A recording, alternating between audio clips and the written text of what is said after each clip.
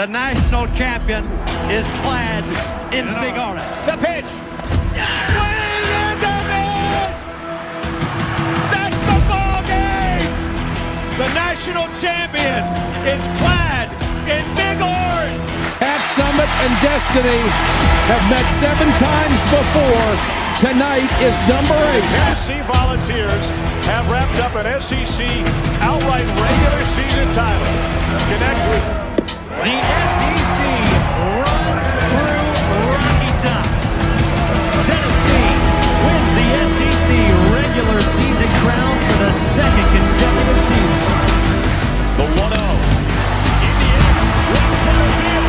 Rock's on the move. Rock, get there. Tennessee walks it off. It's a mismatch. Deep range. Come on now. And don't connect. Probably trying this time. Indeed. Two-hand jam. Down the middle. Got it. Surprise. High it again. And he's going to take it. Touchdown, Tennessee. Hey, how much fun is this? Man, Rocky Top, this is college football and it's absolute best. Welcome into the Vol Fanatics Show. What is going on? Clad in big orange. The pitch. I'm the only one here. Yeah, give me just a second. There we go. This is new stuff here. We're working with it. We're working with it. Y'all seen it live right there on the spot. All right. We're trying to change up. We're using what's called an EV Mux right now at the moment. We're still working through the kinks, but this is a new episode of the Vol Fanatics Show. And look, even my name is twitching out, dude. Welcome in. We got a lot to talk about. Got punched in the mouth. The basketball team did, but Lady Vols, they bounced back in a big way. And then we're going to talk a little bit more about position grades coming up in a little bit. But I am your boy, Skylar, my co-host, Michael. How are we doing on this Sunday? It's been an up and down week this past week, but overall, pretty good week. Getting ready to start talking about it today. Got a lot of stuff to get into. But before we get into all that, do you want to give us our presenting show sponsor? Yeah, absolutely. It is Chris Smith Insurance. So as a homeowner, Chris Smith was once let down by an insurance company. So he decided to start one of his own, where instead of feeling like a big company is fighting against you, you'll know that your agent is fighting for you. All insurance is not equal. Trust the Chris Smith Insurance today. Give him a call at 865-272-3387. And again, with all the snow that's happening here in East Tennessee, if y'all do have to make that claim, file that claim. If a water pipe bursts, he is that agent, not only going to help you with the best rate and the best coverage, but also be there every step of the way throughout the claim. Thank you so much, Chris, for your continued support. So, yeah, I mean, Michael, what do you think? I'm thinking starting in segment 1 after you give the sponsor. I'm thinking we start out with the men's basketball because we got a lot to talk about in that one. Yeah, we'll start off with men's basketball. But before we get into everything, we had some exciting news this past week. And I want to show you guys the video of what was announced this past week. That's right.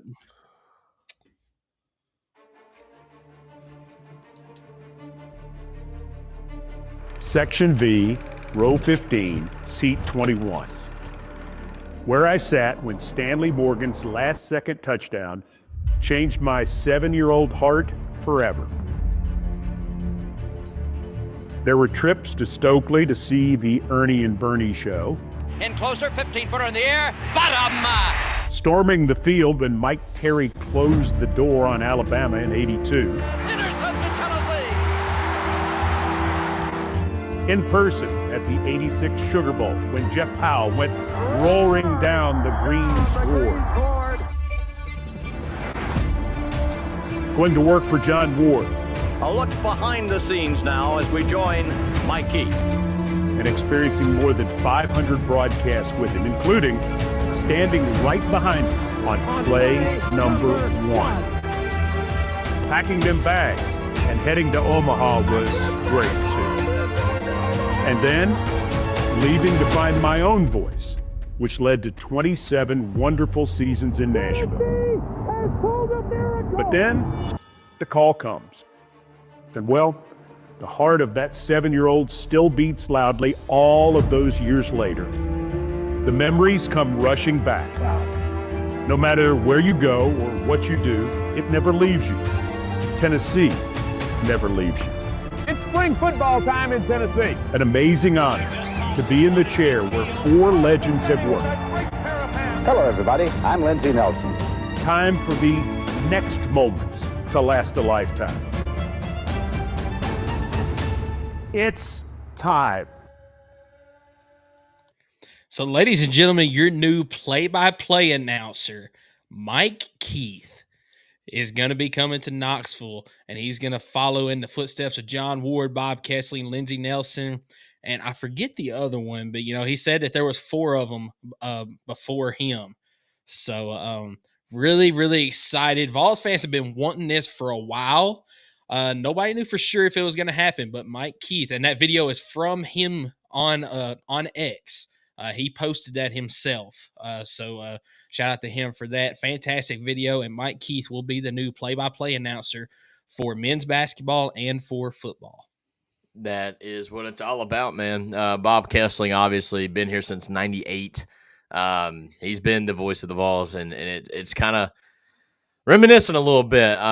We were hoping, with John Ward making the call for so long, and he decided to retire in the year that we won the Natty, we kind of was hoping that would be the same type of scenario where Bob Kessling then announces, and we were making it in the playoffs in that moment.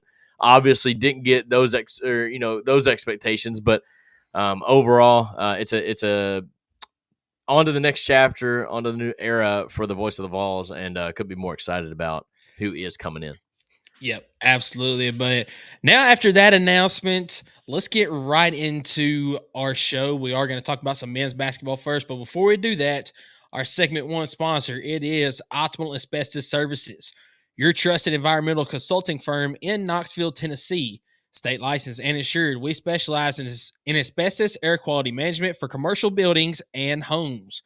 You can contact Jeff Mull at 865-223-3297 or on the web at optimalasbestosservices.com. And, I like messing around with all of this right here. As Skylar mentioned earlier, we did have some technical difficulties to start. We are on a new streaming platform, but just kind of messing around a little bit. And some of it's a little bit easier. And if you notice, we got the viewer count on the screen now too. We can see who all is watching and what platform you're watching from. So numbers are a little low right now. We can work on that, but it's fine. Yeah. We got some folks in the chat. Justin, he tunes in. He's always in here before we even go live. We appreciate you, Justin. Texas took a beating, like we all did, really, against Ohio State. But man, I was actually impressed with what Texas did. Vols are your daddy. He will be great. Talking about Mike, yes, he will be. Yeah. The Ohio podcast. What's up, friends? How we doing? Good evening to my Vol friends. Looking and sounding good, my brothers. I appreciate you, and go beat the Irish this week, man. Win me some more money, please, please, please. I've been betting on Ohio State since we lost. It's been winning. Exactly. So, and a shout out to Eric too. He's been kind of walking me through some of this stuff on EV Mugs. That's the platform that they use. And a shout out to him. I've been just a little bit lost on some of it, but it's starting to learn some now. And then Tennessee Football 247 tunes in and says, "Go Vols, horns down." Oh, what he says. So, but let's get right into some men's basketball. It started off a little bit rough this week. Yeah, we got to talk about it, though. 30-point loss to Florida in Gainesville. This was about as ugly of a basketball game I think I've ever witnessed. This was abysmal. 3-point shot, basically not there. 13%. They were 4 of 29 from the 3-point line. But honestly, their field goal percentage as a whole was terrible. They only made 12 buckets in this game. That's it. Total. 12 of 56. Just complete domination by the Florida Gators. And I don't even know if it was necessarily their defense was that good. As much as it was, our shot was just not falling. We had plenty of empty or open looks to start the game, and it just wasn't hitting it. And then I feel like, Rick Barnes said it best. We lost our poise. Our effort was there, I think, the entire game, but we lost our poise, and we ended up not getting confident. We probably got rattled a little bit, and ever since then, Florida just put their foot down on our throat, never let up. I think they were up as much as 40 at one point in this game, and you see the final result. As a number 1 seed, or number 1 ranking, it kind of stings to lose, but to lose by this much was very surprising. What about you, Michael? Yeah, I was not expecting it to be this lopsided. I did kind of go in expecting Tennessee to lose, but I was like, you know what? It's going to be close game, maybe 8 to 10 points by the end. Florida hit some free throws, something like that. I was not expecting this. But going back and rewatching the game, Tennessee had the looks, man. Yeah. It's not like they were putting up tough shots or anything. They had open looks. They just weren't hitting them. I do think that Florida out-physicaled them, which is not something you like to hear from a Rick Barnes coach team. I feel like I think I said it to you. I said, it almost felt like a football game, the physicality of it in the game, but Florida adjusted.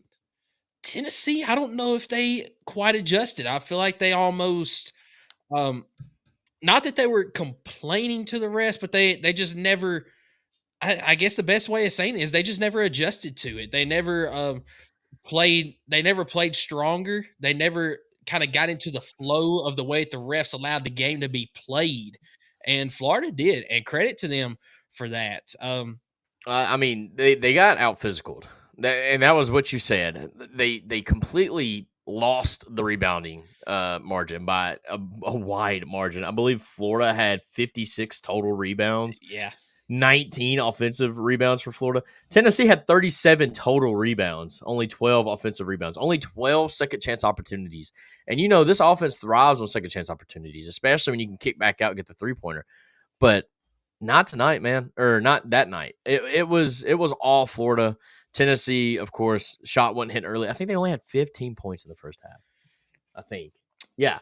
15 to 34 by halftime. Yeah. And they really didn't. I mean, they shot better, I guess, in the second half, but still got outscored by 11 as they lost the second half 28 to 39. And you see the final result. It just, to me, the way I view basketball is a lot how I view baseball, and the fact that,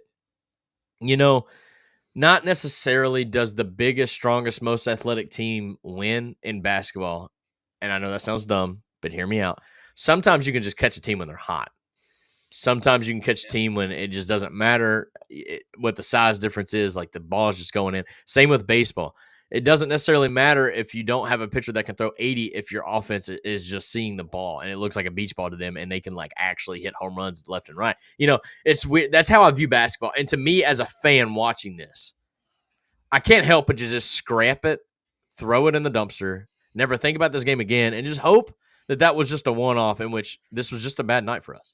Yeah, and I really think that it is. I mean, you've seen some bad performances by Tennessee under Rick Barnes, but they have always come back and they have had a better performance, or they've never had another one like that for the rest of the season. There's always one each season, and I really believe that this is that one. I mean, you look there, over half of Tennessee's shots in the game were three-pointers. 4 of 29 from the three-point line. When you look at the points in the paint, Florida outscored Tennessee 40 to 14 in the paint. They nearly scored as many points as the paint as Tennessee did total.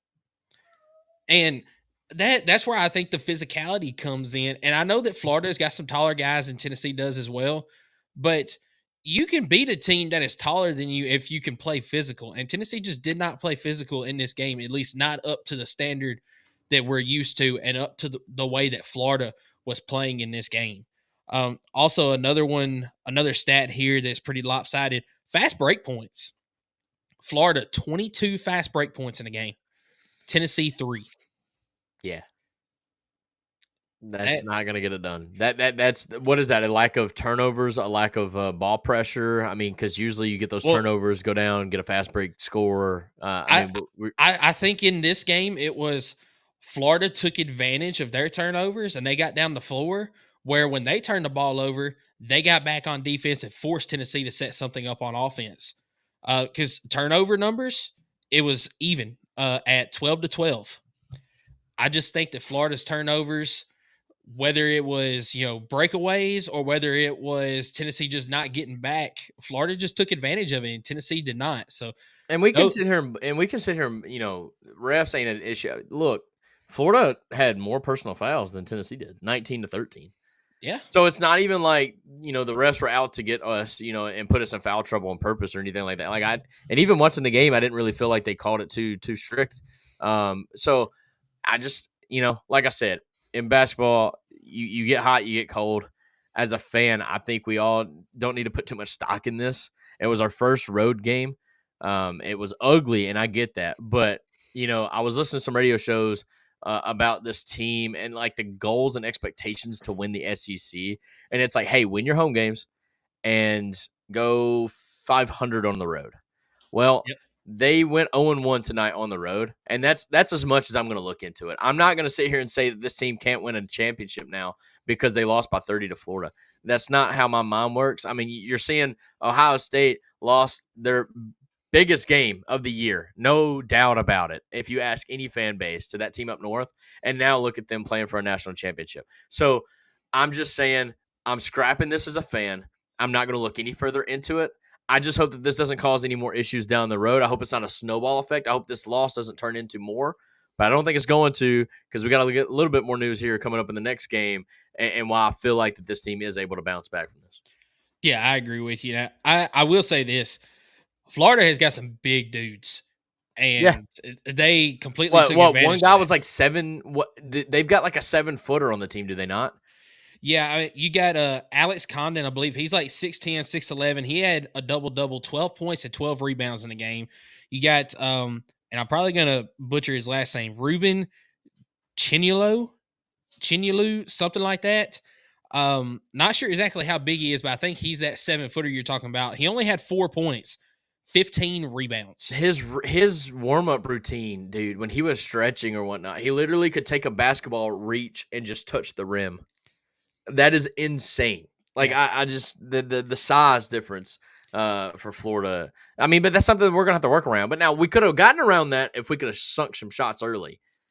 We weren't able to do that. We kind of fed into their game plan, and you see what happened. Yeah, and they always say that when the shots aren't falling early, don't panic, keep shooting. I agree with that to an extent. Tennessee was down by 19 at halftime. I think they hit 1 3-pointer in the whole first half. They only made 4 shots in the first half. 4 shots in a half of basketball. That's pretty wild.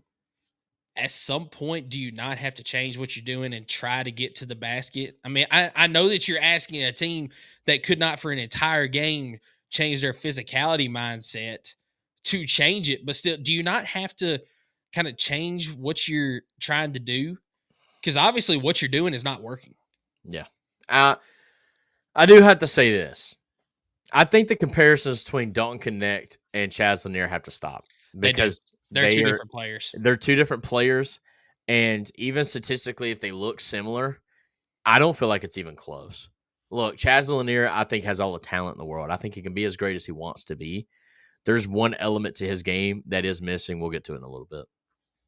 Yep, I agree with you. But ultimately, Justin says it all right here with this comment. There are 13 SEC teams expected to be in the tournament, and that's no joke. I really think that there can be 13 teams in the NCAA tournament at the end of the year. The SEC is just that good. And I really think that the SEC champion this year is going to have at least 6 losses in conference this year. 6. I was thinking 4 or 5, but okay. Yeah, I think it'll be 6. So we're going to need Auburn to lose then. But hey, there's big news out of Auburn and Alabama, by the way.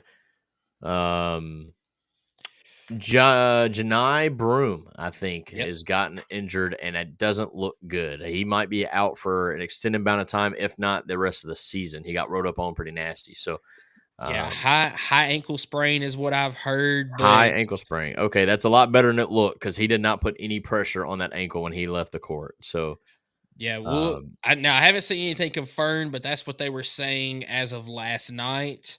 We'll see what that looks like, but another thing here, you played a 40-minute basketball game, and you had 5 people score in the game.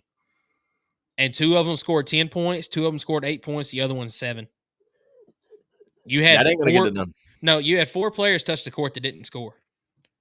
and one of them has got to do something different. And I'll talk about him whenever we go over to Texas. Justin says don't sleep on Ole Miss either. Yeah, I knew there was another undefeated, but I don't think I don't know if they're good. I think they're undefeated, but I don't know if they're what I would call like kind of similar to Kentucky, Alabama, Tennessee, Florida. I don't know. We'll see. Ole Miss. We'll see if they're pretenders or contenders here soon. Yeah, but let's move over to yesterday's game, and that is Tennessee taking care of business against Texas on the road. This game was it was never comfortable. Yeah, I was going to say, don't say never in doubt, because it was in doubt a lot. It was, you look at the score and it's like, okay, well, we scored 74. That's great. But you look at Texas score, they scored 70. I mean, yeah, it's kind of a bounce back. It's second game on the road. Not what I was looking to see out of this team after the loss to Florida. I mean, I was hoping that Tennessee would come out, win this game by 10 plus points, and look comfortable doing it. Didn't really see that, especially after Chaz Lanier started the game right off the gate with a three-pointer. And what does Texas do? Answer right back. So, it's just one of those things where I will say, shout out to, I think, player of the game. And Darlin Stone DeBar did great. His name is on the screen. But Akpara, I think, had his best game of the season. Just being not afraid to get dirty in the paint, getting the rebounds, getting some assists, and then also throwing it down a couple times himself. But also the blocks. I mean, Akpara was blocking shots left and right. I think he had like 3 in a row almost. Yeah, those were the 3 blocks that he had in the game. Yeah, I mean, Akpara just absolutely was a beast down in the paint at the 5 spot. I mean, that's what you needed. Like that's the physicality that we needed last game. But maybe we got some answers there. Zakai Ziegler coming out, just kind of putting the game on his back there in that second half, late in the second half. He 16 points, 8 assists, almost another double-double. Look, Chaz Lanier, I'm gonna say that I think that dude has all the talent in the world, and I think he will be great at the University of Tennessee. But Rick Barnes is kind of alluded to it in a way, but Chaz Lanier, I haven't seen him with that dog mentality. And I think that might be the element of his game that we're missing. And until we find it, and I understand that we're putting a lot of pressure on one player here, but it all works together, right? Without one piece, we're kind of falling apart here. And when Chaz Lanier doesn't have that dog mentality, wants to take the shot because he wants to take the shot, or as Rick Barnes would say, because he's paid to take the shot. When that doesn't happen, now you're having to bench your best player and you lose literally half of your offense, and it just kind of throws our team into a spiral a little bit.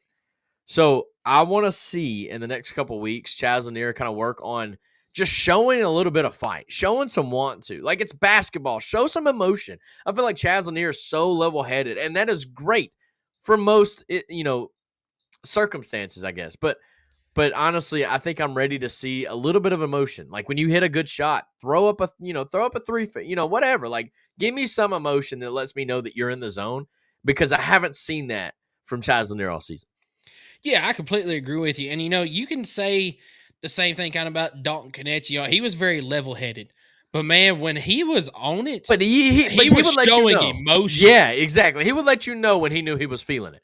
And I just feel like even when Chaz Lanier is in the zone, he doesn't really let you know that. Like, I just wish that we could get a little bit more emotion out of him. And I think it would help him long term, in my opinion. Yeah, I agree with you. I mean, ultimately, I think he does have a little bit of that. Dalton Knecht last year, when he wanted to turn the switch on, he could turn that switch on. I mean, he could go on a 15-0 run on his own. Yeah. And I think that Chaz Lanier has got that in him too, but does he want to? That's what it comes down to. That's my point. He's got to want to do it. Yep. I mean, this game right here, you mentioned it right off the bat, nails a 3-pointer. Tennessee goes up 3-0 to start the game. And then after that, he didn't make another 3-pointer until the second half, I believe it was. Only had 10 points in the game. Well, he got benched for a lot of that first half. So he did. And the second half too. I mean, yeah. he was only He had 3 points, I know for a fact, going into 8 minutes left to go in the half because he literally sat for like 8 minutes. I mean, he was down for a while because Rick Barnes was not happy with his not just shot selection, because it's not it's the refusal of shot selection. Like when it's open and you didn't take it. And I've not heard or seen Rick Barnes kind of like punish a player openly like that until just now. Maybe it's because I've not been following the basketball team, but for like last 3 or 4 years. But like, dude, it's to see Rick Barnes bench his best player over him not taking a shot. Well, I mean, what does that say about Rick Barnes? What do you think that means? I mean, is that just his expectations for this player, for this young man, or what? Yeah, I mean, he's told him since he came on campus, he's like, dude, you are this good. You can go out and you can take over a game if you want to, and I need you to do that. I mean, even the first couple of games of the season, Rick Barnes was saying, I need him to realize that he can go out and he can make any shot. His mindset is almost, well, I don't want to be this like quote unquote ball hog. I don't want my teammates to think that. And Rick Barnes said, look, as long as you're making the shots, nobody's gonna care. And he's got such a good shot that more likely than not, it's gonna go in. He's just got to have that mindset of, hey, I can make this shot. I need to take this shot. And he still has not got that mindset yet. We thought that he did whenever he dropped 20 points in, what was it, like 6 straight games, something like that? Yeah. But now the last 2 games, it's like I don't know where that mindset has gone exactly. Yeah, to your point about the whole not being, well, not I want to be a ball hog, right? I want to be a team player, but at the end of the day, man, you're talking about a Rick Barnes led team. I don't think those guys even know how to play offense. Like they're there to play defense. That's why they got recruited. That's what they've been coached up to do. And I'm just being honest here. I mean, it's been quite a common theme for Rick Barnes' teams not to have really a lot of offense, other than maybe a player or two. And it's great when you have two, kind of like Admiral Schofield and Grant Williams. It's a great 1-2 punch, right? But in this instance, you got to have your shooter shoot. You can't rely, and I love the kid to death, love the way he plays defense, but Jamal Meshack ain't hitting a 3. And if he does, it's pure bonus points. Like, that's not what you bank on when you go into a game. I am so glad that you brought him up because that's the person I wanted to talk about. All right. Well, let's talk about it. Look, in the offseason, Rick Barnes said, this dude has been our most consistent 3-point shooter. Why are you not taking threes, man? It's not that he can't hit them. It's because he went 0 for 3 in the last game, dude. Like his confidence is shot too. Well, let's back up. They said on the broadcast that before he took that first 3 in the Florida game, he had not attempted a 3-pointer in a game since the second week of December. Yeah. That's almost a month that he has not even attempted a 3 in a basketball game. Which means he's not practicing it regularly, because if he was, he would be confident enough to pull it. Because the dude's wide open. I mean, they're game planning now to leave him wide open at the arc, knowing that he's either not going to take it or he's going to miss. And I hate that. But for Tennessee, I think to take the next step, they're going to need more scorers. They're going to need K. Phillips in the paint. They're going to need Akpara. They're going to need Milicic. They're going to need these guys to actually put in some points in the paint, which is going to open up. So Kai's got to continue to hit the 3-pointer. I think he's done pretty good the last couple of games. No, not against Florida. Hold up. But he was 2 of 6 against Texas. And I want to say he was good the game before Florida where he actually hit a couple, and I was like, let's go, Z. Like, we got to have that. We got to continue, because it can't all be on Chaz Lanier. But Chaz Lanier, when it's there, man, he's got to be able to take it. But you know who I think is going to be that other scorer that we're going to see this year? I wish it was Igor? I wish it was Jordan Gainey, but he's like on and off, and I don't understand. Your other scorer is going to be Darlin Stode-DeBar. You can tell he is still not quite comfortable. I mean, he missed time at the beginning of the season because of some personal issues. I don't know exactly what went on, but I do know he had a very rough offseason with personal stuff going on. But a guy that is still not quite comfortable in the system, but he is very, very aggressive. I mean, you look right there. He scored 12 points, has 6 rebounds. He was 3 of 5 from the 3-point line yesterday in 17 minutes of gameplay. Like, that dude's plus minus when he was on the court has got to be way up there. Yeah. He added 6 rebounds on top of that. only had one personal foul, so he was smart in the game as well. Didn't commit nothing crazy. He really was a great. Now, I will say, as a team, we got to do better on free throws. We do. Got to do better on free throws. When When it's there, you got to take it. He went 1 of 2 on free throws, not bad, but the team in general went 14 of 20, 70%. That's just not going to cut it. You got to get that number up, in my opinion. Yeah, I love Cade Phillips to death. Love the energy that he plays with and all that, but he's not a very good free throw shooter. I mean, yesterday he went to the line once, 0 for 2. So love the kid to death, and he's going to be a really good player in the coming years for Tennessee. He's a really good player this year, but he's got to get better from the free throw line. If you play that aggressive, you're going to get fouled, and you've got to take those free ones whenever they come to you. Yeah, for Texas, I know this is Tennessee podcast, but Justin's watching. But for Texas, you no reason to hang your head low. Like, y'all have got a absolute beast of a freshman in Trey Johnson. And as long as that kid's feeling it, y'all are going to be able to win any game. And I truly believe that. And if y'all can make it to the tournament, like I think y'all will, if he gets hot at the right time, Texas is going to be just fine. Look, nobody has had a rougher start to SEC play in basketball than Texas. I know. They're going to be battle-tested for sure. Oh, that's for sure. I mean, last weekend, your first SEC game is against Texas A&M, who is, I think, at the time sitting just outside the top 10. Now they're in the top 10. Wednesday night, you go up against number 2 Auburn. And then yesterday, you go up against a number 1 Tennessee. That is a difficult start to the season. And they were in every single one of those games for a while. Can you guess who they're playing next? Let's see. Are they playing Kentucky next? No.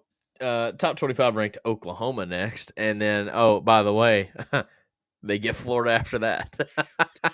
But, I mean, that's what you're going to see all season long, no matter who it is. It's going to be a top 25 ranked Florida, a top 25 ranked Oklahoma, top 25 ranked Ole Miss. It's going to be like that all season, no matter what team you are. 7, 8, 9, 10, 11, 12, 13. I believe 10 of their first 13 games are against ranked teams. Yeah. 10 of their first 13 SEC slate is all ranked. And the only teams not ranked is after Florida, they play Missouri, but then they play ranked A&M, ranked Ole Miss, and then they're at LSU, at Arkansas, at Vanderbilt. So they get a 3-game stretch there of not playing anybody. And then they play Alabama and Kentucky. So I apologize. They have 4 unranked games in that. So maybe 9 of 13 or something like that. Either way, a really tough stretch for Texas. But again, they rough start. I think they still have the capability of beating anybody if they can get in that tournament, which they're going to get in the tournament, I think. Even if they were to go sub 500 in the SEC, they set themselves up to be able to do that based on what they did in I call it the preseason, but the non-conference. So anyways, anything you want to leave before we head on to the ladies? I mean, Tennessee's going to have to figure some things out. And I do think, especially in the second half of the game yesterday, they kind of figured out what I said during that Florida game. You're going to have to start taking it to the hoop whenever things just aren't quite going well from outside. And especially, we talked about Jemai Mashak. He started taking it to the hoop, whether it was cutting and getting passes going to the hoop or taking it off dribble whenever guys were laying off of him. He was trying to create his own shot at that point at the rim, and he's going to have to do that. All these guys are going to have to create their own shot. Ultimately, Zakai Ziegler is how this team is going to go. If he is playing well, Tennessee is going to go well. If he's not playing well, Tennessee's not going to go well. And it's not just his shooting, it's his distributing out there. If he is feeling it on the floor, which he does more nights than not, Tennessee is going to either be in the game or is going to be dominating the game. But if he has a game, which I know the whole team was like this, but if he has any more games like he did against Florida, it's going to be a rough night for Tennessee. Just chalking it up as a bad night. We're going to move forward, all right? Without further ado, man, let's wrap this thing up. Let's go talk about the ladies. But before we do that, I got to let you guys know who our segment 2 sponsor is. And that is P&L Business Services. We know firsthand that getting your monthly reporting, invoicing, bill pay, taxes, and other essential business services right is critical. That's why at P&L Business Services, we go beyond bookkeeping by providing you with everything you need in your back office so you can have your time back and the peace of mind to do what you love most, which is building your business. Behind every successful business is a great bookkeeper. Trust P&L Business Services today, located right here in Oak Ridge. To reach out to them, just go online to pnlbusinessservices.com and they will get you the help you need. It is mid-January, so tax season is right around the corner. I would suggest to reach out to them as soon as possible before you're too late, really. I mean, honestly, if you reach out to them in late February, they're not going to be able to help you. Nobody's going to be able to help you, really. They'll just have to file extension and then all that. It's all whatever. But anyways, thank you, P&L, for your continued support. Let's talk about the ladies, bro. Ladies, we can sit here and say we're 4 points away from being undefeated, but that's a negative, according to Kim Caldwell, and I think she's completely right. It is our job to go out there and win these games. It is unfortunate that we've not been able to do that, but in this game, you get it to 87-87 with 10 seconds left to go. LSU gets a last-second bucket, really, and makes it 89-87. That is how you fall. Tough game, but I think this Lady Vol team is for real. I completely agree with you. We talked a couple of weeks ago about how many teams we thought were better than this Lady Vol team in the SEC. LSU is one of them. Yeah. But Tennessee played a fantastic game, and they played like they didn't care. They were going to go out and they were going to win this game, and they almost did it. I mean, they dang near did it. But this is definitely a better team than Tennessee, and the fact that they were able to come back from 18 down at one point. Now, luckily, it wasn't all in the fourth quarter like it was in that Oklahoma game. It was right there before halftime. But man, you were down by 18. You came back and you were tied with 5 seconds left to go. Yeah, something like that. Whenever LSU made that crazy circus shot, I mean, it was really just a bad first quarter, in my opinion. I mean, ever since the first quarter, you outscored LSU in the second, third, and fourth quarter. It was just they didn't come out ready to play ball. I mean, but they settled in. I mean, they played a really great game. They were at LSU, correct? No, this was in Knoxville. This was in Knoxville? Oh, shoot, fire. Either way, you hate to not win. That's right, because Kim Caldwell. Yeah. Anyways, look, this team, if we can play a full four quarter, kind of like the football team, honestly, they are for real. I felt like, again, in the first quarter, they played fast, just really out of control. Once they settled in, was actually getting shots, was able to, make shot attempts and not just turning the ball over or making silly mistakes or anything like that. You see what happens. I mean, they 42% from the field, and that is a little bit worse than LSU, but you gave yourself so many more opportunities because of your rebounding in this game. I think they did really well on that department. 11 from 31 from three ain't great, not terrible, especially when LSU. This is what irritates me a little bit, because this is, it's a mismatch a little bit. LSU only attempted 8 threes in this game, only made 1 3, but yet still somehow managed to put up 89 points on you. That, in my opinion, cannot happen. But overall, the Lady Vols, I think they are for real. I think they've proven that. But you kind of just minimized your amount of mistakes you can make the rest of the way, in my opinion, if you want to go chase that SEC championship. Yeah, I agree with you, but something that I've been kind of worried about this season came true in this game. Tennessee, because of the style of play that they, the style of game that they want to play, you can't really have big, slower girls on the floor, which hurts you whenever you go up against a team in their half-court offense. I mean, LSU in this game, the rebound numbers don't look quite as skewed as I would have thought, as LSU won the rebound battle 46-38. But points in the paint, LSU 60 of their 89 points came in the paint. Yeah. And that's why LSU didn't have to take those three-pointers in this game. And it was really one person for LSU that killed Tennessee in this game. Anisha Morrow, man. I forget how big she is, But in this game, 23 points, 21 rebounds. Yeah.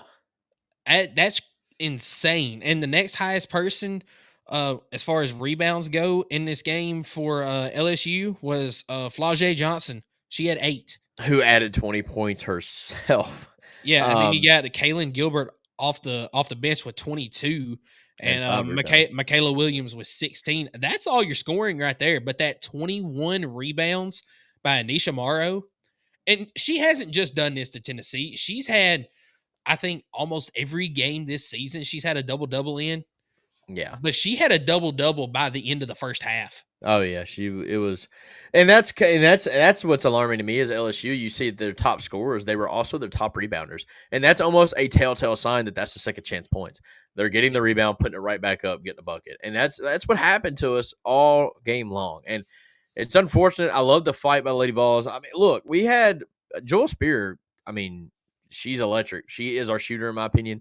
Talasia Cooper, in my opinion, is one of the more consistent players that we have on this team. You kind of know what you're going to get from Talasia Cooper in, night out.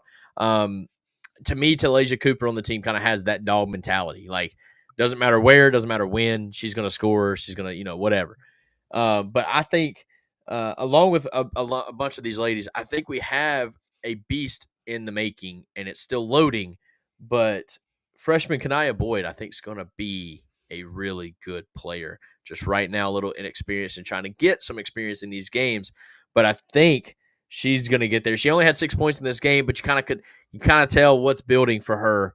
And I think once she gets in there, then we'll have a good rotation, almost a 3-deep rotation, right, for Kim Caldwell to be able to rotate 5 in, 5 in, 5 in. And that's a lot for basketball, and I get that. Got to keep them fresh, and that way when you get in the second half of these games, you're going to be brand new, ready to rock and roll while the other team is gasping for air. That's the game plan for Kim Caldwell and this Lady Vols team. Yeah, completely agree with you. But, kind of a side note, is there any person in women's basketball that is like less likable than Kim Mulkey? So here's my thoughts on Kim Mulkey. I think media has turned me a little bit on her a little bit because I think she does dress ridiculous. I think she has her moments that I'm just like, what are you doing? But I don't feel like she is maybe that bad of a person. I don't know. I've heard some bad stories of her in coaching. But, she said some things in her media press about Pat Summitt and Kim Caldwell and stuff like that. And it almost made me like, wow, that's actually very nice. I cannot believe she just said that. So, yeah, I mean, to your point, yes, but I think my heart is a little bit changing on Kim Mulkey a little bit, just because I think media's kind of agged it on a little bit. Yeah, fair point. But I'll say this too. Did you hear the comments that she said that she kind of wished that Kim Caldwell would go into labor on the court, that way she can help deliver that baby. Yeah, it's like I said, it's weird. I know. Yes. Continue. Yeah, it's just I feel like there's no person that's more disliked than she is in women's college basketball, but she can coach. Are you a little disappointed that we didn't get to see her in her nothing but net uniform? Nothing but, oh God, that would have been terrible. Okay, that might be a good idea for her in the next one though. Nothing but net. God, yeah. I can only imagine. Anyways, any other takeaways? Look, this was an electric game from start to finish. Started out a little slow, kind of like that Oklahoma game, and you're just kind of like, oh no, here we go again. But the resiliency of this team to be able to come back. Things are not going your way, and I get that, but you continue to push through, and you're going to see exactly what we're about to talk about here in this next game. So, I mean, the only other thing is HYFT. I know that they shot better in this game from the free throw line than they have been, but if you look at the free throw numbers there, if you make all your free throws and LSU makes all theirs, hey, you're going to overtime, man. LSU misses one, and you make all yours, you win the ball game. HYFT, man. I will say it constantly through basketball season. You've got to hit your free throws. 70% free throws is not good enough. Like, you got to be at least 80 or better. Yeah. At least 80 or better. But yeah, I agree with that wholeheartedly. Yeah. Now let's move on to a good bounce back win as Tennessee took on Arkansas today, Bud Walton Arena, and got That's more like it. big victory. This game from the start, still looks like Arkansas very much had a chance. Second quarter came around, Tennessee pushed it out a little bit more, and the third quarter they just came out and they dominated Arkansas, pushing that lead out. They had as big of a lead as 33 at one point, as you can see, 30-point victory. The big thing that stands out to me in this one is, that LSU box score. LSU actually shot one more shot than Tennessee did in the game. And, we mentioned it, a lot of that second chance points, getting that extra shot. Tennessee had 77 total shots compared to Arkansas's 49 in this game. That just shows you how many more opportunities Tennessee was able to get. Yeah. This was a game where you started out slow defensively. Like Arkansas kind of hung in there for the first, 5-6 minutes, going toe to toe, hitting threes, whatnot. They even took a little bit of a lead there in the first quarter. I think even maybe into the second, but they turned it up. Size, I think, made a big difference here because Tennessee, you could visually see it on the TV, which is when you can do that, you know that there's a big size difference in this team. There's a depth difference in this team. On top of that, Tennessee, they came out shooting the three. They were hitting the three.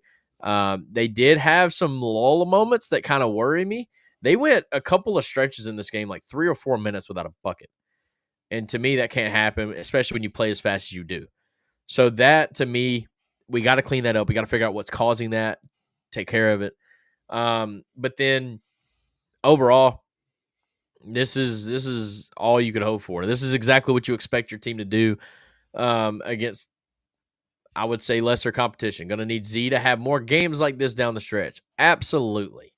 Z coming out, firing on all cylinders, hitting it from everywhere. Jump shot was hitting, threes were hitting, but also attacking the bucket. She was doing great. Allen, I believe, was actually at this game in person. He's out there in Arkansas, so thank you, Allen, for tuning in. But, yeah, I mean, overall, Z Spearman with 18 total points, was 3 for 3 from the arc. She had 8 total rebounds, dang near a double-double. She was electric. 7 of 9 from field goal percentage. That is exactly what you expect to see. But Talaysia Cooper, once again, the top scorer, 20 points. She was 50% field goal percentage, 1 of 3 from 3-point. These ladies, look, and again, and we'll talk about it, the minutes played, they rotated. I think to start this game, I was watching, Kim Caldwell did a 5-lady rotation like 3 times or maybe 4 times in a row to start this game. It was like every minute and a half she was rotating 5 players. And that's why you see, you had your starting 5, but then you have 1, 2, 3, 4, 5, 6, 7, 8, 9 ladies off the bench, and all but 3 of those 9 didn't record a bucket. That's what you got to see. You got to see everybody chipping in, everybody getting their turn, their piece of the pie, whatever. But overall, really good game. Nobody really played electric, as Talaysia Cooper with 20, Spearman with 18, Ruby Whitehorn, by the way, had a great game with 17. Nobody else was actually in double digits. Oh, nope. I apologize. Sarah Puckett. I was gonna say a shout out to Sarah Puckett. We were kind of talking a little bit last week. That's a big bounce where back. She hadn't really shown up as well over the last few games. Showed up just a little bit in that LSU game, but still struggled. Let's see, in that game, Sarah Puckett, well, she only had 3 points, but she only took 2 shots in the game. Yeah. So I mean, she struggled as of late, but she showed up in a big way today against Arkansas.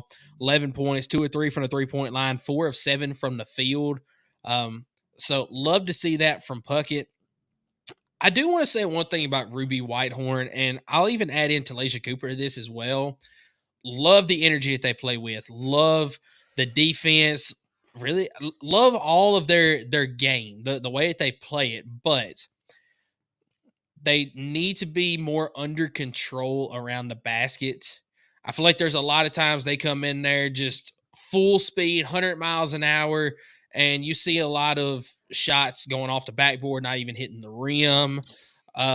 they just need, once they get to the basket, slow down just a little bit, be a little bit more under control, and you're going to see a lot more of those shots fall. I mean, you got Talaysia Cooper with 20 in this game, 7 of 14 from the field, which is better than what she has been. 50% from the field, but I want to compare that to the LSU game. Talaysia Cooper in that game, 24 points, 10 of 23 from the field. Took her 23 shots to get 24 points. All right, Ruby Whitehorn in this game against Arkansas, she was 8 of 14 from the field, 17 points.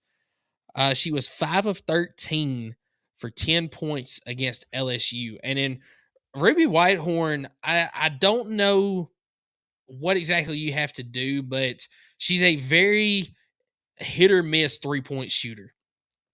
She's either going to knock it down or she's going to miss it and not even hit rim on that shot. That's something that I feel like you're going to have to work on in the off season. But I just feel like at times Tennessee love how the speed that they play with, but you got to play fast, but play under control. And those two players love their energy, but they got to be a little bit more under control. And we're going to see some of these baskets fall. But I mean, that's the goal, in my opinion. That's the goal for these ladies every game is play as fast as you can, but be under control. When you're over dribbling or you're getting double dribbles, travel calls, that means you're just going too fast. Slow down just a bit.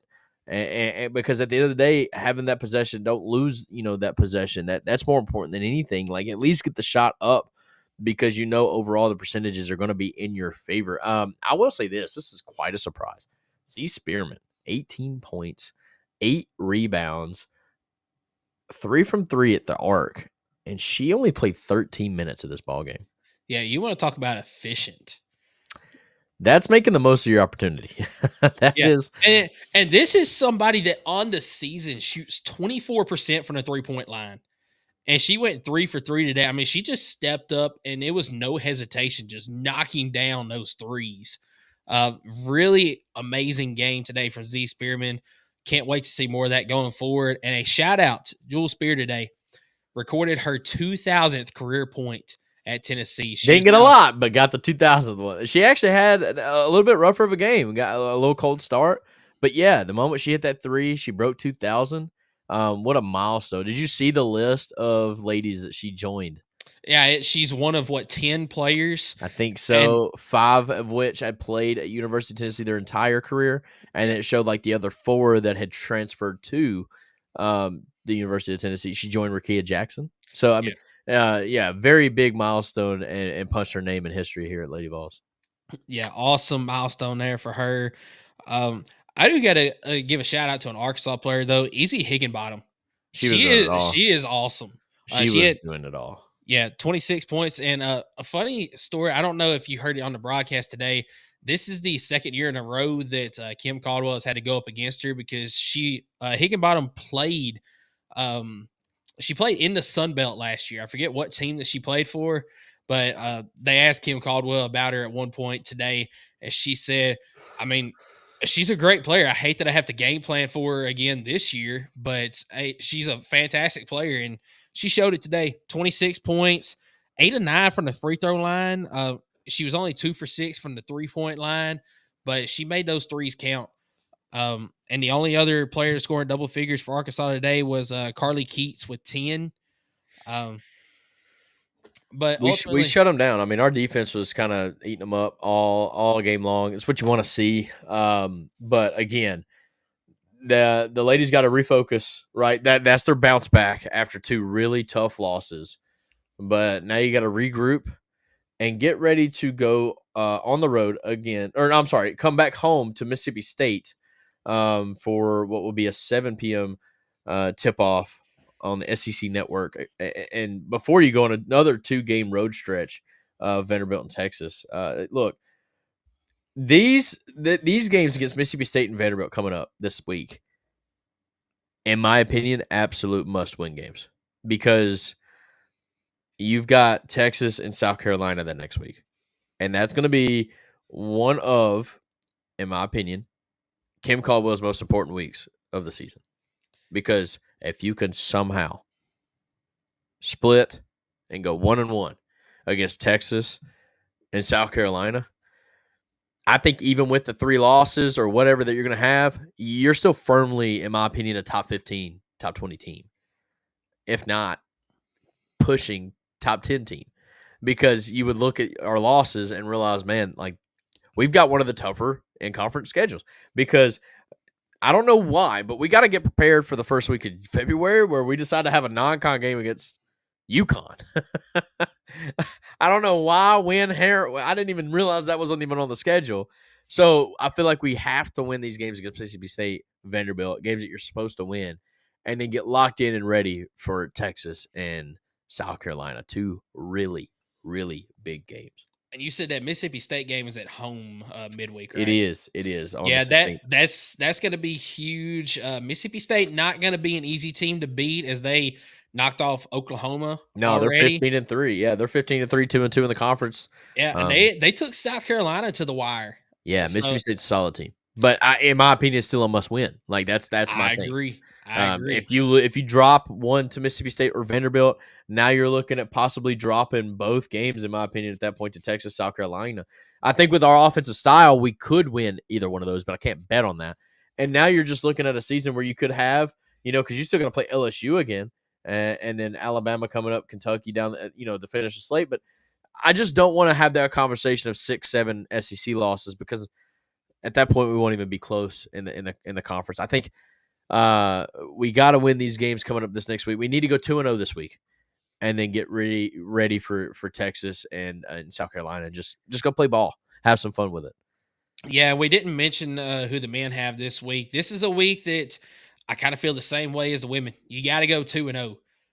You welcome in Georgia on that's Wednesday night. That's on the SEC network, and then next Saturday you go to Vanderbilt. That's also on the SEC network at 3:30 Eastern. You got to go 2-0 this week, because to follow that up, 4-game stretch at home against Mississippi State, at Auburn, at home against Kentucky, and then you get the rematch with Florida.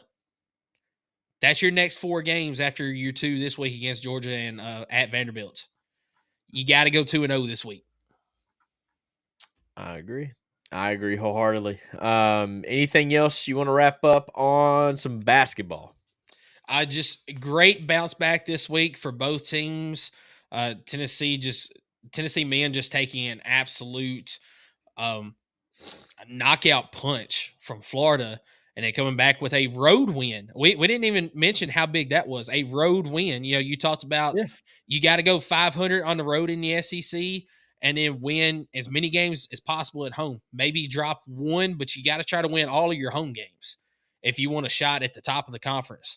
So you're now 1-1 on the road in the SEC.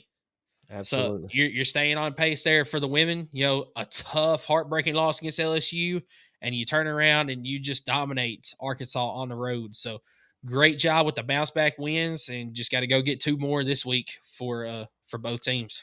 So we both are calling it undefeated 4-0 for the basketball teams this next week. You got to. Got to. Yeah, I agree. All right. Let's go on to segment 3, where we're going to be talking about football just for a little bit. We're going to talk about final position grades for our volunteers, and we'll get that done as soon as Michael lets us know who our segment 3 sponsor is. Yeah, so our segment 3 sponsor, it is Kaizen Painting. Do you want a colorful life? Kaizen is a painting and drywall company that provides residential, commercial, exterior, and interior services. At Kaizen Painting, we understand the importance of a beautifully painted home and properly installed and repaired drywall. We're here to bring your vision to life. We care about providing you with a personalized, efficient, and quality service. If you live in Knoxville and surroundings, contact us for a free estimate at KaizenPainting.com. Color your life the Kaizen way. So, like Skylar said, we are going to give our final position grades. We did it at the after the first third of the season. We did it after the second third of the season, and we're now getting to the full season, what we think of the Tennessee Vols position by position this year. And let's just start from the top, man. Let's start with quarterback. Let's do it. How do you think Nico performed this year? I think if you look at stats, you look at how he played. I think, by the way, Ohio State game, I think that kid played his heart out, but I think he was like one of the only kids out there playing his heart out. I can't help myself, but I can't go any higher than a B- this year. Look, we had a lot of lofty expectations on this kid. At the end of the day, he only threw for 2,600 yards in 13 games, and I just felt like the production was a little low. Now, it can get better. It was his redshirt freshman year, but I think this year, just the total statistical production, I can't go any higher than a B- in my opinion, but he's got room to grow, and I think he will get there. Yeah, I don't disagree with you. I'm going to go with a B. I think it is also kind of like you said, just the expectations coming into this season. You know, if he wasn't a 5-star, just insane expectations coming into this season, maybe people would say, okay, he didn't have that bad of a year.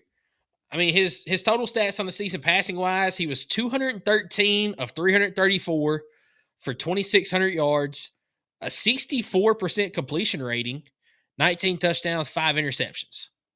Not terrible numbers. Had a QB rating this year of 145. That's not bad at all. But when you look at what fans were expecting coming into this season, then yes, those numbers don't look great. He also had a couple of games this year where he looked like a freshman. But he also, like you mentioned, he had some games where he looked like he was an experienced player. That Ohio State game, he looked like an experienced player. For the majority of that Georgia game, man, he looked like an experienced player. But then you have the Oklahomas and the Arkansas that you add in there as well. I'm going to say B for Nico this season. And remember, I mean, again, he only played the first half of several of those games getting started, but I don't really like to count those games. I mean, Nico only had 19 touchdowns passing, and it's a lot worse if you only look at the SEC and whatnot, those numbers, as far as what he did passing. Now, I think the kid needed help. Our wide receiver room, although they were experienced, they were banged up all year, and for some whatever reason, our coaches wanted to continue to use experienced, banged-up guys rather than going with the younger, fresh, ready to rock and roll talent that we had in the room. I think you're going to see that talent coming up this year. But overall, yeah, I think just looking at the stats, looking at even the gameplay. I mean, Nico missed quite a few throws in the season, especially before the Bama game, in the first half of the Bama game. That just, you were scratching your head like, really? Like, are we watching Joe 2.0? But overall, I think the kid has room to grow. It's just, for me personally, I have higher expectations on the quarterback room as a whole. And in 19 passing touchdowns, just to me, isn't the number for me to want to say B or A-. So, yeah, I like that. Let's move on to the running backs room. Yep. Running back room, I don't know how you can go with anything other than an A. I would say an A+. And you know what? I'm going to go with an A+, because Dylan Sampson this year, you broke pretty much every rushing record in school history. So I'm going to go with that. And then also you got Deshaun Bishop, and you got Peyton Lewis and Cam Seldon when healthy, that when they had to step foot on the field, they had some really good runs, and they stepped up when they needed to. So I am going to go with an A+ in this room for this season. I mean, the only answer is A+. Every running back that took meaningful snaps and meaningful situations averaged 5 yards a carry or better. Yep. Deshaun Bishop averaged 6.1 yards. Dylan Sampson 5.8 yards. Peyton Lewis 5.3 yards, and Cam Seldon, who even announced his transferring out of here, but he still averaged 5.1 yards. So every single running back in the room did damage. Dylan Sampson with 22 touchdowns. Deshaun Bishop, Peyton Lewis both added 3. Cam Seldon had his 1, as well as Khalifa Keith having his 1. But Nico added to that. I think his run game could get better. He only averaged 3.3 yards a rush, but I mean, he almost put 400 yards on the ground. Also had 3 rushing touchdowns. I think overall the running back room, I think the only answer is A+. And a lot of that was Dylan Sampson. But again, I think we have guys that are going to be able to backfill that. And I think our offensive line may have taken a step forward with some of the key additions that we've had in the portal, although it was only 1, but we also picked up a big recruit as well. So I'm really, really looking forward to seeing next year. But this year, it's got to be an A+ in my opinion. Yeah, and as a total room, and this is every person this year that has gotten a rush. This is also including people like Navy Schuler. You got Miles Kitselman with 2 rushes, even Brew McCoy with a couple of jet sweeps. 2,936 yards on 584 carries. That's good for exactly 5 yards a carry and 34 touchdowns. So I mean, there's no other answer it can be other than A+. Miles Kitselman's touchdown was 1 rush, half a yard. Yes, sir. That's what I'm talking about. That's a tush push from Miles Kitselman. Yes. All right. Let's move along. You want to go wide receivers here? Yeah, we'll go wide receiver room. Yeah, I think unfortunately this is a C+, in my opinion. This is probably one of my lowest grades. Just couldn't stay healthy overall. I love the people in the room, but couldn't stay healthy. Had a couple drops, especially when the ball was there. But overall was very much underwhelmed by the room and what I expected from the room. But I think everybody kind of had a reason for it, or everybody was kind of at fault for some reason about that. But overall, had some hot flashes. You've seen some greatness in some players. Just overall not utilized enough, in my opinion. It's got to be a C+. I'm gonna go C- on this one. Yeah, even worse. Yep. Yeah, you did have injuries there, but I also agree with you. This coaching staff decided to play injured, experienced guys instead of some guys that might have been healthier that could have came out and done a little bit better for you this year. Sure. But even with that experience, you really only had one guy that was able to create separation. And I don't even know if he created it. I think it was the defense that was being played in those scenarios. He was able to just get downfield, and then his speed was just better than everybody else's, and that's Dante Thornton. Other than that, you didn't have guys that could create separation. You had a lot of dropped passes. You also did have some overthrows that were on Nico, but a lot of it was also wide receivers. Like I said, you just can't create separation. You're dropping passes. I mean, I don't know how I can go any higher than a C- in this one right here. I'd love to see some improvement this next year. There is talk that Brew McCoy could get another year of eligibility. I heard that. You think it's going to happen? I mean, if he applies for a waiver, there's no way he doesn't get it. The NCAA is not going to be able to say that a player can't get a waiver at this point. Fair I mean, every time they get taken to court, they lose. That's definitely a storyline to watch out for, and maybe another reason why we won't take another receiver in the portal. So, yeah, I think overall you look at it, you mentioned it, Dante Thornton, 26 receptions only. Just to put in perspective, we're not too far removed from Jalen Hyatt's Blitnikoff award-winning season, where he had 1,200. Right at, or maybe.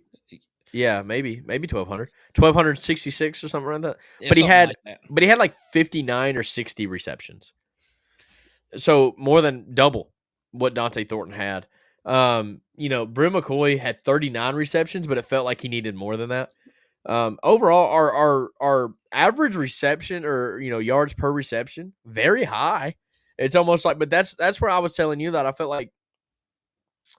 Some of this is, I feel like our offense was just so looking for the deep shot that we weren't being able to, utilize the middle of the field as often as I wanted to. So, overall, look, we'll see what next year brings. Obviously, Brew McCoy's up in the air, but you've lost Dante Thornton.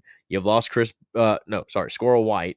You do bring back Chris Brazel. You do bring back Miles Kitselman, and you do bring back Mike Matthews, thankfully. I'm interested to see what this group is going to do next year, albeit probably not as trusted of names, probably more than likely, but I think the production is going to be better just because I think Nico is going to be better. Yeah, and I'm not going to call this yet, but I almost wonder if this isn't going to be kind of like our secondary was this past year. We talked about the secondary last year. We lost everybody from that. Just blowing up the room and restarting from yeah. But exactly, we had a better room this year because of it.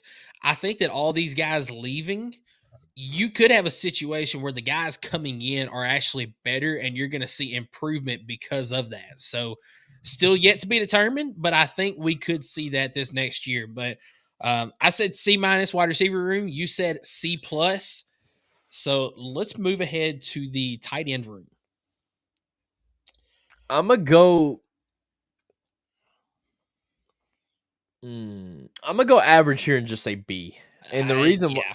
The reason why is because Miles Kitselman is your second leading touchdown receiver at 4 total touchdowns, and he's coming back. But Holden Stays, I expected a lot more from. I mean, Holden Stays, I thought was going to be your one, and I honestly felt like he played worse than Ethan Davis, who didn't even play because he couldn't get on the field. So I don't know. I think I have to go with B here as a total room.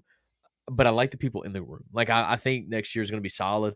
Holden Stays is transferring again. I think he's already announced his destination. But overall, you got Miles Kitselman, you got Ethan Davis, and you got a couple of really nice tight ends coming in as recruits. Jack Van Dorselaar, there's a couple of them. Yes, and then there's another one. But either way, really excited about the group going in next year. More experience. Miles Kitselman, I think, is going to have his, what I would say, pro tape type of year where he's going to really try to force the issue and try to see if he can be a mid-round draft stock, maybe even higher. But overall, yeah, I got to go B here. Yeah, I'm also going with a B in this room. We said A early on in our position group. Well, that's because in the first quarter of the season, that was the only way we were scoring touchdowns, brother. I mean, yeah, and it wasn't just Miles Kitselman; it was all three of them across the board. They were playing well. But yeah, Holden Stays kind of disappeared. Whether that be because Miles Kitselman just proved himself to be that guy, not sure. But yeah, Holden Stays kind of disappeared. You mentioned that Ethan Davis just couldn't get on the field. I think some of that had to do with his run blocking. Towards the end of the season, you had to rely on the tight ends run blocking a lot more than you did in the passing game because of some offensive line issues. And Miles Kitselman was a lot better suited for that than Ethan Davis was. The transfer. Shout out to Matt Stone. Does he come from Oregon? Who's he coming from? Give me just a minute. I think he's coming from Oregon. But yes, he's going to be a baller. Let's see. I think actually that's a recruit. That's a recruit this year. Oh, well then maybe it was between us and Oregon, and he chose us. Yeah, I know Oregon was involved in him somehow. Yeah, Oregon was involved with that. So yeah, Deshaun Brom, and then you mentioned Jack Van Dorselaar. I wonder if he committed to Oregon and then flipped his commitment. I think that's what happened. That could have been it. Yeah, I think that's what happened. But either way, he said he's from Chattanooga. Yeah, okay. But my point is, I think he was committed to Oregon and then he flipped. All right, tight ends. We both went B here. Yeah, both of us said B, so that leaves us with offensive line. Offensive line, I'm probably gonna go. I'm gonna go B- here. I think you have to. I feel like you have to. I feel like run blocking was really good this year for the most part, as it has been most years under Josh Heupel. But the pass blocking, I feel like your interior was really good with Cooper Mays and with Javonte Spraggins and Andre Carrick on the inside. That was really good. But it was your tackles that really struggled this year. Lance Hurd, I think he finally found some footing towards the end of the season. But man, John Campbell Jr., he struggled all season long.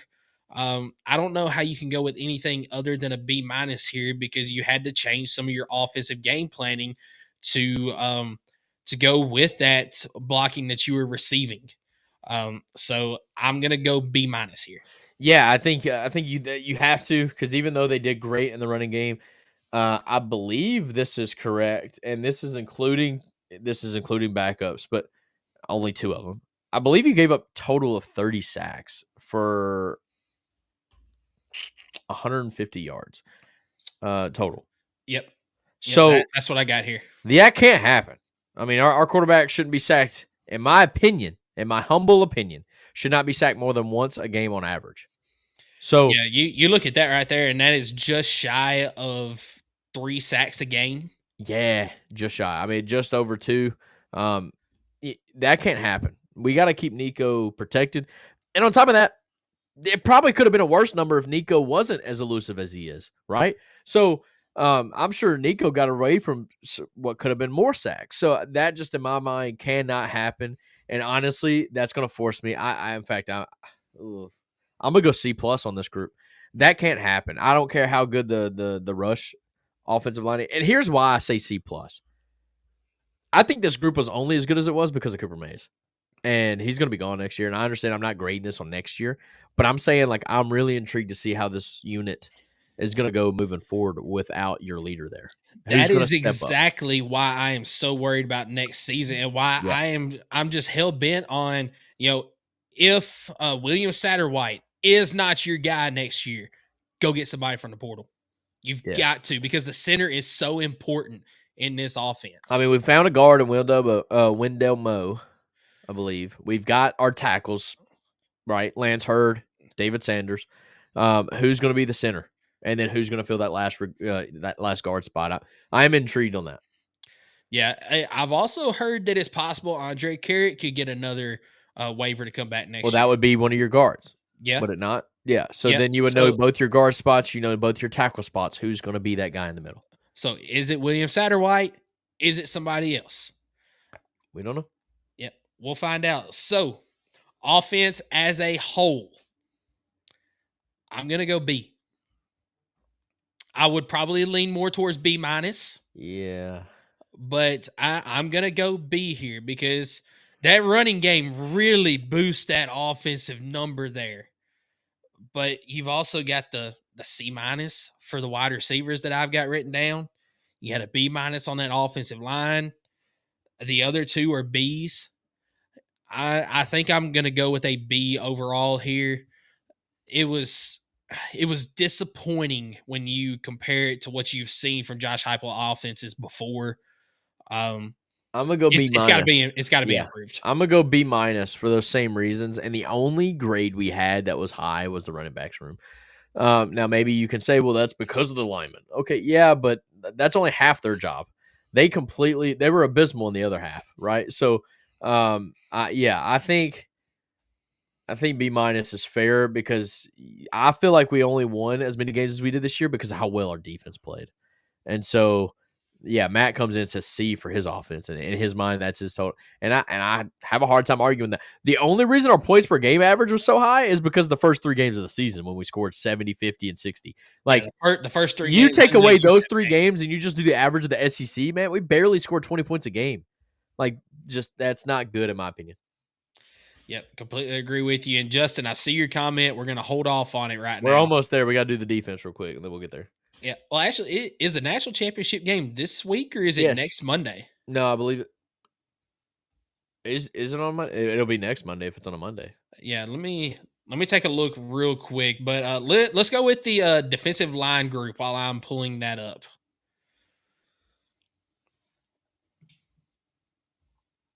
Defensive line group. Let's see. I mean, it's kind of hard not to go A here, right? The rotation that they had, the depth they had, the amount of pressure they were able to get to the quarterback, the absolute they were not running the ball on us. Like, that was a beautiful thing to see, knowing that no team was going to be able to just ran check on you. I think I have to go A here for the defensive line and Tim Banks coordinator, Rodney Garner. Great group. One of his best defensive line groups that he's had. Yeah, so Justin says that it is next Monday the 20th. So, Justin, I will pull up the comment here. I'm not going to reveal who I'm picking yet until next week. But I will say. I'll say it. I'm leaning OSU right now, which is why we're going to have to figure out a way for the tiebreaker, whether that be a spread or a total, something like that. I think right now Ohio State is going to. Ohio State's a team of destiny right now. They're winning like 100%. And that scoop and score at the end of the Texas game to me was like kind of the seal of the deal. Like, okay, this team's just meant to win it. Like, it is what it is. I think that's going to be my pick. And if we need to do point differential or whatnot. Like we'll get into that, but I think Ohio State's going to. I think this is going to be another blowout championship game, in my opinion. I think this is. Yeah, I think Ohio State's going to beat the crap out of Notre Dame. So. Yeah, but we'll officially pick that next week, Justin. But yeah, it's got to be an A for the defensive line group. I would say A+, except for the fact that it seemed like in your biggest games of the year, the defensive line just that's not necessarily their fault. Not necessarily, but you've been able to get pressure all season long with 4. But you're looking at these games without realizing they had a game plan to get that ball out of that quarterback's hands in 3 seconds or less, and it took the defensive line out of the game. That to me would be the reason why they get an A+, because they completely changed their offensive game plan and forced them to rely on our secondary. But now I hear your point, but I think Tim Banks has got to get a little bit more creative on bringing a 5th guy somewhere or a 6th guy somewhere. And I don't feel like we really brought pressure. Yeah, I don't feel like that's necessarily the defensive line's fault. Overall, I feel like the reason why I'm not giving them an A+ is because I expected more from some players that it took them about mid-season to get ready. Like James Pierce, he was playing great. He was getting doubled a lot, didn't have the production that I wanted to see. And the reason why his draft stock fell is because he didn't really have the season that I think he wanted to have. But overall, you can continue with your point. I'm just saying, I'm not going to punish the defensive line for that, in my opinion. I'll completely agree with you on that, but also you had, and this is a point that I think that you will agree with me on as well. You got over aggressive at times too, which hurts you because you got penalties. I mean, you look at that Georgia game. The turning point in that game was the 3rd down. James Pierce coming off the edge. He got the offsides penalty, free play. Or no, I'm sorry. Was that that was the face mask. That was the face mask that Nope. You were right the first time. It was offsides. That's right. Offsides. It was the Ohio State game that was face mask. That was the on face the first mask. drive. Yep. Yeah. So you're absolutely right. Both of those ended up being very consequential. And I'm not going to blame it like the whole game on those 2 plays or the outcomes of those, but it was a big. Those were the big turning points because it's the timing of when they happened, right? One was, I think they were both on 3rd downs. One gave you an automatic first down. The other one might have also given you an. Because they hit it. They hit it because it was a free play and they hit it. So so yes, the timing of those plays and what it led to, I would completely agree with that. Yeah. So I mean, I just feel like it was good. Could have been a little bit better. You also said it that you can't completely pin that on the defensive line group. Some of that's on coaches. Some of that's on the game plan being changed. I don't feel like I can go any higher than an A. Yeah, it's your grade, brother. Yeah, I went with A as well. So don't think that I disagree with that at all. Yeah. Linebacker group. So I'm going to go with I'm going to kind of stick where I have been all season. I'm going to go with an A- here. You did get you had a big loss with Keenan Pili early in the season. And you handled it well. You had Arion Carter out there that just manned the defense. He did a fantastic job. Jeremiah Telander did a fantastic job as well. But I'll say kind of what I said all season long. They were good, but they didn't just stand out. And part of that is because you're behind just a fantastic defensive line and a secondary that really kind of overshadowed you as well. So you were good, not great, in my opinion, this year, just because you never did stand out necessarily. So you did your job the way you need to, but you didn't just overperform, I guess is the word that I'm looking for. So I'm going to go A-. All right. I'm going to be negative Nancy in this group because 2 of your top 4 leading tacklers are linebackers, and both Jeremiah Telander, and Arion Carter. My goodness. However, they were great at filling in, stopping the run. Felt like they could be better in coverage. That's my point. Yep. So I'm gonna go with just a B. I thought about going B- because their coverage, in my opinion, was not great, but they did so well filling in, stopping the run, being aggressive. I think it does warrant a good B grade, but I do feel like we got cooked, and a lot of times was completely lost in the pass game, which is the reason why I'm sticking with a B here. That's fair. So I thought about splitting this up, but we'll just go secondary as a whole. This is corners, safeties, all of it. Yeah, I'm gonna go with a B plus. I'm gonna go with a B plus. I love our cornerbacks. Now, did they have a tough game against Ohio State? Yeah, those are dudes in the NFL. Like that's. I hope our corners are dudes in the NFL, but even corners in the NFL get cooked. So I mean, I think they kind of ran across the machine. Will Howard was putting the ball in the money. They did look bad in that game, and I get that. But overall, you look at some of the plays that Gerard McCoy's made over the year, and like especially the one he made in the end zone against Alabama was just a man of a play where he's literally one hand kind of holding off Williams, and then the next hand just snatches a one-handed and then takes it back 50 yards. That is kind of the play that I'm like, yeah, we got good cornerbacks. They hit hard. I love the way they kind of fought off the screen. Like if they run a wide receiver screen, they would just blitz the blocker and blow that play up before it could really even get started. I love to see that aggression. A kid that did that really well, I think, was Jacoby Thomas, number 9. He played that play very well. He was very nice at coming in, stopping the run. But Boo Carter, standout safety, I think he's going to be or star or whatnot.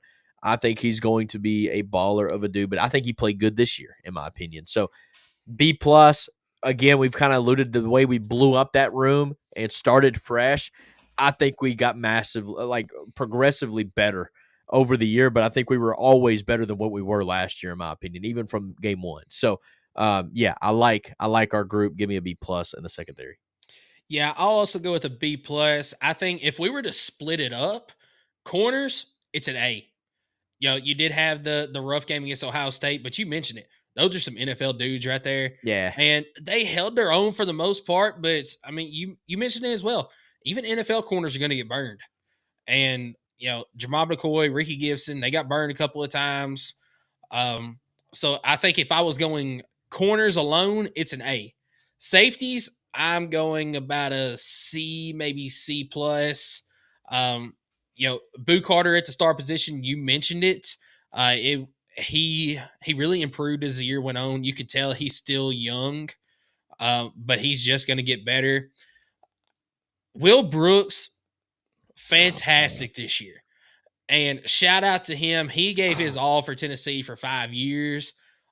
He stepped in as a walk-on, and he never gave that position up.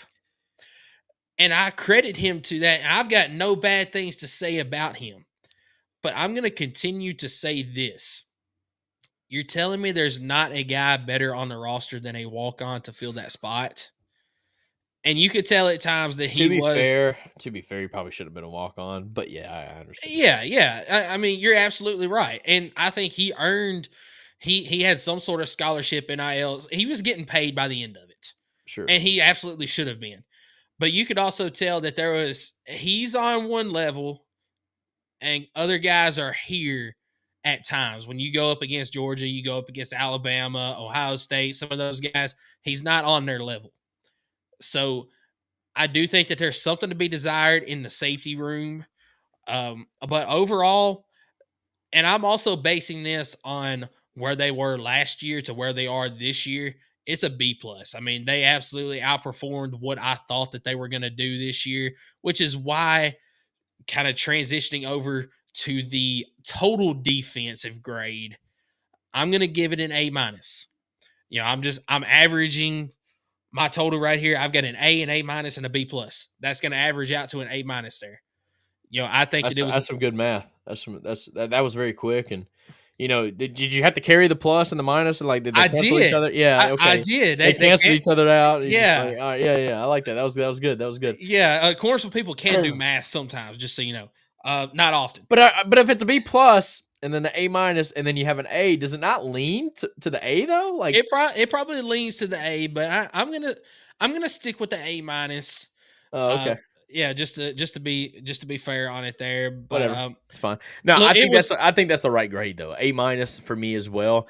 And the reason why is because I've already said it. I feel like we won a couple of our games this year because of Yes. our defense. I think of Oklahoma, the way we shut down Oklahoma, the way we literally got their player benched and had to transfer because the way his coaching staff did him, because he just didn't. I mean, yes, he made some bad plays, but I don't think people realize just how good our defense was. The way we took over the NC State game, that comes to mind. The way we shut down Milroe and Alabama. We always control Kentucky, so that ain't no big deal. But Florida, even like just the way our defense kind of took over those type of games, to me, that's all you could ask for in a defense. So give me all that.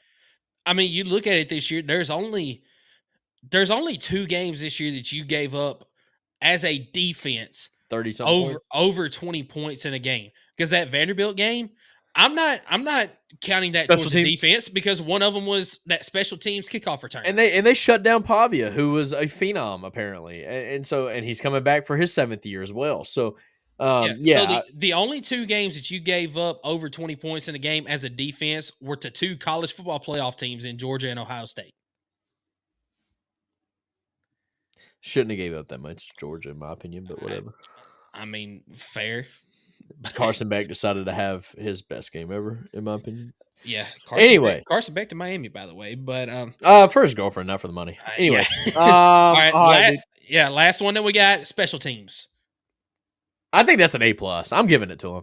The way we punted the year, the way we were doing our kickoffs, I think Boo Carter's going to be I think he did great in the return game. It's an A+. We didn't give up any. Well, no, actually, take that back. Not A+. I'm going to go A-. We did give up a special teams touchdown this year, in the very last regular season game. So never mind. I take that back. A-. Yes, I stick with an A. You know, we did give up the special teams touchdown against Vanderbilt. It could have gone down a little bit with Max Gilbert. You know, he had that 2-game stretch where he was like 1 of 6 on field goals, but he stepped up, and I don't think he missed one after that Kentucky game, did he? I think he was perfect after that. You're talking about the game where we were literally on here, and you're like, we got to do something. I'm like, no, we don't. Like, he's a freshman. Like, he's fine. And who was right? You were right on that. I know. Thank you. Finally, I thought you were going to give me the credit. I also said that I wasn't worried, but was I a little bit concerned? Bro, you panicked, bro. You were like, they need to be working out somebody immediately. Yeah. I didn't panic, but I was. You were afraid that the mental state of him as a kicker was never going to be repaired after that, which is fair because we've seen it so many times where after they have a game like that, they're never confident in their kick again. But that's just not the case with Drew. I mean, or with Max Gilbert, not Drew. Gilbert, Drew Gilbert, VFL, love him today. Yeah, ultimately on a year, 54 of 54 on extra points, 20 of 26 from with field goals. He was 4 of 4 inside 20, 9 of 10 from 4 of 4 from inside 30, 9 of 10 inside 40, 4 of 6 inside 50, and 3 of 6 from 50 plus. I mean, when you're 50% from 50 plus, I'll take that all day long. Yeah. And really from 40 plus, you are over 50%. You are 7 of 12. I'll take it. As long as you make inside 40, and he only missed one of them from inside 40 this season. Fantastic. As a freshman. I think that Boo Carter should have been returning punts all season long. Because when he started returning punts, the return game got a whole lot better. Josh Turbeville constantly kicking out of the end zone other than the one against Vanderbilt. Special teams did really good all season long, and cannot forget Jackson Ross. He's fantastic punting the ball, constantly putting it inside the 20, pinning people inside the 10 at times. How many times did it work this year where we decided to purposely take the delay game and then pin them inside the 10-yard line? Yeah. And then got a safety out of it or got the ball right back. I mean, that happened at least 2 or 3 times this year. And that to me speaks. That's why I was like ready to jump the gun on A+, because that's where my mind went on special teams. I'm like, man, that helped us out a lot on several games. So, but no, got to tighten it up a little bit on kickoff team. I'll be the first to call out my boy Eli, who's on kickoff. He's actually on all of them, I think. But just gotta be better. Got to lock in. Got to get that A+. I don't just give them out for free. You got to earn that crap. You know what I'm saying? Justin said I clipped that up for you. I don't know what he's talking about, but he's talking about where I said that you were right. So that way you got it for once. So dude, the downfall started for Michael, right? He lost the lead. I think we're now tied. We are completely tied. We're tied but you had a massive lead. So like I'm still counting this as a win. And now we're going into the final game of the year. That's going to be next week, I guess. But I just want the folks to sit on this for the next week. That the pressure's all on you. I'm on house money here. Yeah. You had the lead all year long. You gave it up. The pressure's all on you, my man. I ain't worried about it. I ain't worried about it. So. Fine, don't be. That's fine. Anything else before we wrap it up? Because, man, I think this has been a hell of a show, and it's been fun talking ball with you, as always. It's been awesome. Just watch some basketball this week. Go back and watch the Snowmageddon. How was that? It wasn't bad. I did not have to go to work the last 2 days, so that was cha-ching. Yeah. Not so good on the bank account, but I was gonna say maybe not cha-ching. But got to stay home, spend some time with the wife. So really enjoyed that.